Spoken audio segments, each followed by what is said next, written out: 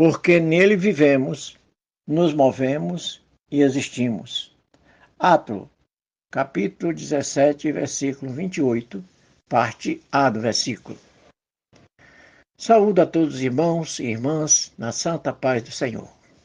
Meus amados, meditando eu nas três colocações que o apóstolo fez na parte A deste versículo, que terminei de ler para nossa meditação, vejo que o viver do crente é um mover de Deus, sem rótulo, sem placa de denominações e sem nenhum tipo de outro meio pelo qual ele possa fazer propaganda de si mesmo.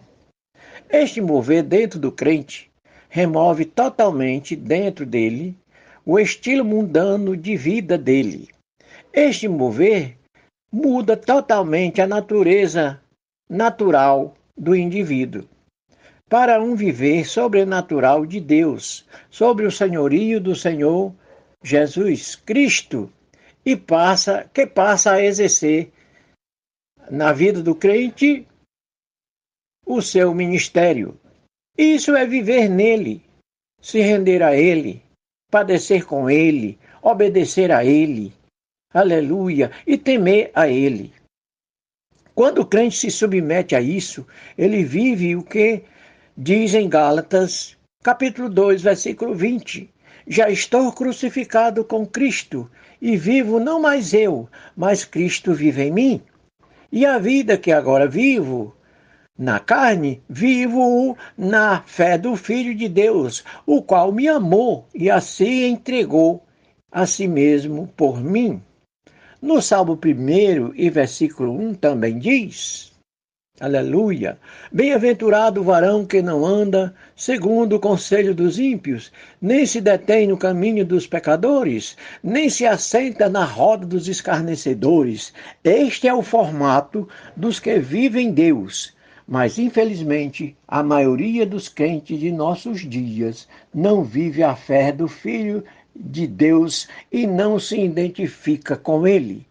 Tão caídos da graça, viraram religiosos e desprezaram a comunhão dos santos, e se misturaram com o mundo e foram laçados pelo engodo do inimigo.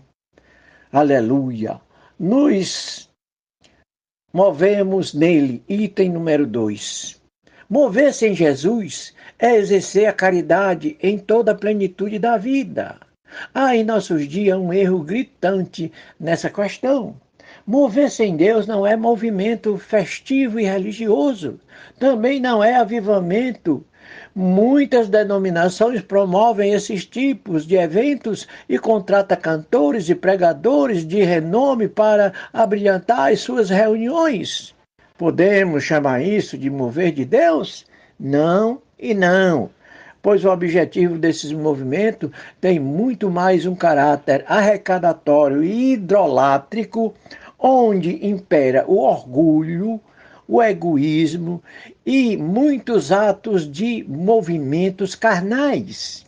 E digo, tudo isso é fogo de palha. Muitos dançam, rodopiam, choram, caem e o trovejar de língua é notório. E no dia seguinte, tudo se dissipa. Que podemos dizer disso? Lembram do samaritano que ia de viagem e ao ver o homem ferido que estava caído no caminho, e vendo-o moveu-se de íntima compaixão, e o socorreu levando para a estalagem, para que o dono daquele ambiente cuidasse dele, por conta daquele que levou o homem ferido? Isso sim é um mover verdadeiro, um verdadeiro mover de Deus, aleluia. Vocês lembram da irmã Dulce, aquela baiana freira católica? Será que falta em muitos crentes o mover que elas exerceram? Quem é sensato não faz nenhum julgamento delas. Se o que elas fizeram não foi um mover de Deus, vamos rever os nossos conceitos sobre essa questão. Porque tanto a Madre Teresa de Calcutá quanto a irmã Dulce foram realmente verdadeiras pessoas que se moveram em Deus, fazendo a caridade. E nós, o que temos feito? Vamos para o item 3. Nele existimos. O apóstolo nos afirma essa verdade baseada na ressurreição. E disso deu certeza a todos quando Deus ressuscitou Jesus dos mortos, o varão que por ele foi enviado. Versículo 31 do capítulo 17 de Atos dos Apóstolos. Pois só a ressurreição do Senhor Jesus pode nos garantir a existência eterna. Entendemos que a existência promovida por quem é eterno não é para um tempo presente, mas para um período infindável, pois todo aquele que nasceu de novo e é nascido de Deus de forma sobrenatural e vive na presença do Espírito do Senhor, permanece para sempre com ele.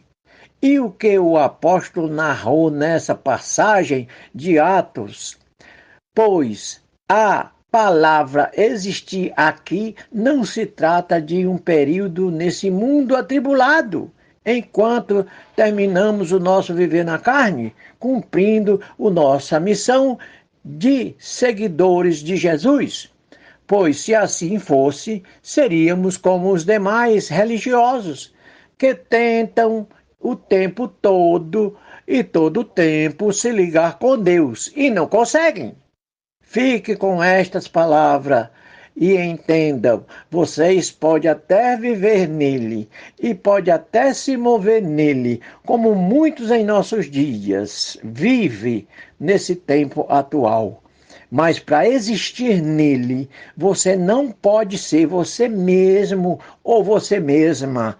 Vocês têm que ser uma outra pessoa, mudada, transformada, convertida, santificada e consagrada, e cheio da misericórdia e a compaixão de Deus. Vives tu isto? Estás vivendo para Deus? Estás morto para o mundo? Se sim, glorifica a Deus, porque vocês vivem, vocês se movem e o mais importante de tudo isso, vocês existem eternamente com Ele para sempre. Aleluia, glória a Deus e amém.